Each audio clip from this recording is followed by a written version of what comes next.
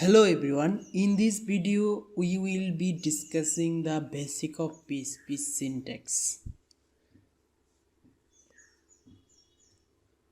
তো basic PHP সিনট্যাক্সে আমরা এই 6টা জিনিসের সিনট্যাক্সগুলো নিয়ে আলোচনা করব। তো আমরা শুরুতেই বেসিক সিনট্যাক্সগুলো দেখব, তারপর ভেরিয়েবলসের সিনট্যাক্সগুলো দেখব, অপারেটর দেখব, কন্ট্রোল স্ট্রাকচার দেখব, ফাংশন এবং অ্যারে। এই 6টা জিনিস বা এই বেসিক সিনট্যাক্সগুলো নিয়ে আমরা আলোচনা করব। তো শুরু করি, আমাদের প্রথমেই বেসিক সিনট্যাক্সগুলো দেখি। Let's start with the basic syntax of PHP. আমরা PHP code is enclosed in এটা হচ্ছে আমাদের PHP যে স্টার্টিং ট্যাগ, এটা হচ্ছে smaller than question mark PHP and question mark greater than। এটা একটা হচ্ছে আমাদের স্টার্টিং ট্যাগ, একটা হচ্ছে আমাদের এন্ডিং ট্যাগস। হ্যাঁ, তো আমরা ভেরিয়েবলস দেখি, ভেরিয়েবল সিনট্যাক্সগুলো দেখি। ভেরিয়েবল ইউজ করা হয় পিএইচপি ডাটাগুলো স্টোর করার জন্য।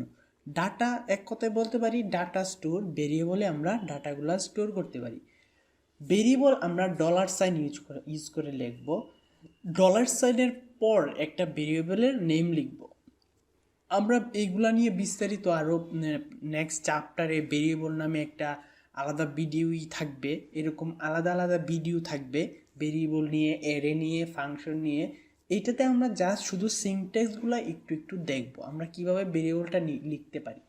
তো ভেরিয়েবল লেখার জন্য আমাদের প্রথমে $সাইন ইউজ করব, তারপরে ভেরিয়েবলের নেম লিখব।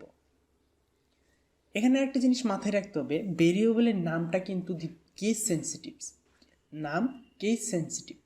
হ্যাঁ, ভেরিয়েবলে আমরা লেটার, নাম্বার এবং আন্ডারস্কোর ইউজ করতে পারি। ভেরিয়েবলে আমরা ডিফারেন্ট ডাটা টাইপও ইউজ করতে পারি, যেমন স্ট্রিং, ইন্টিজার, ফ্লোটস।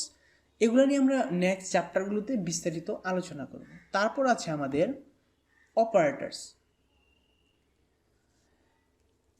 পিএইচপিতে আমরা বিভিন্ন ধরনের অপারেটর সাথে পরিচিত হব। সেক্ষেত্রে আমরা দেখতে পারি arithmetic operator, comparison operator, logical operator, assignment operator. এখানে আমরা অ্যারিথমেটিক্যাল অপারেটর দেখি। অ্যারিথমেটিক্যাল অপারেটর কি? এটা একটা ম্যাথ অপারেশনের জন্য ইউজ করা হয়, যেমন প্লাস, মাইনাস, যেমন addition, subtraction, multiplication and division.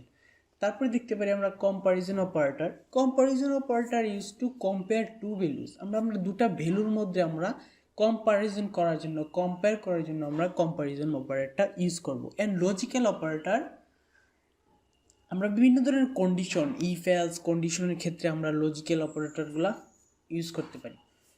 Assignment operator are use to assign a value to a variable. আমরা ভ্যালু, যেমন একটা ভেরিয়েবলের মধ্যে আমরা একটা ভ্যালু অ্যাসাইন করতে চাই, তখন আমরা অ্যাসাইনমেন্ট অপারেটরটা ইউজ করতে পারি। আমরা তারপরে দেখি হচ্ছে কন্ট্রোল স্ট্রাকচার। পিএইচপি আসলে PHP support several control structure.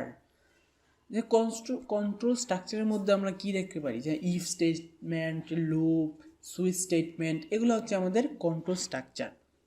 এগুলা পিএইচপিতে সাপোর্ট করে। তারপরে দেখি আমরা ফাংশন। ফাংশনটা কি? এই ফাংশনটাকে আমরা মাল্টিপল টাইমস কল করতে পারি। ফাংশনটাকে, এটা একটা ব্লকস। ফাংশন হচ্ছে ফাংশনের ব্লক অফ কোড, কোডের একটা ব্লক যা আমরা মাল্টিপল টাইম কল করতে পারি। পিএইচপিতে অনেকগুলা বিল্ট ইন ফাংশন রয়েছে, যেমন এখানে strlen রয়েছে, আমরা এখানে দেখতে পাচ্ছি র্যান্ডম, এগুলা রয়েছে। But you can also create own custom function. আমরা আবার কাস্টম ফাংশনও ইউজ করতে পারি। Function can take parameter. Function আমরা প্যারামিটার ইউজ করতে পারি অ্যান্ড রিটার্ন, ফাংশনে রিটার্ন ভ্যালু রিটার্ন করতে পারি। তো তারপরে দেখি অ্যারে।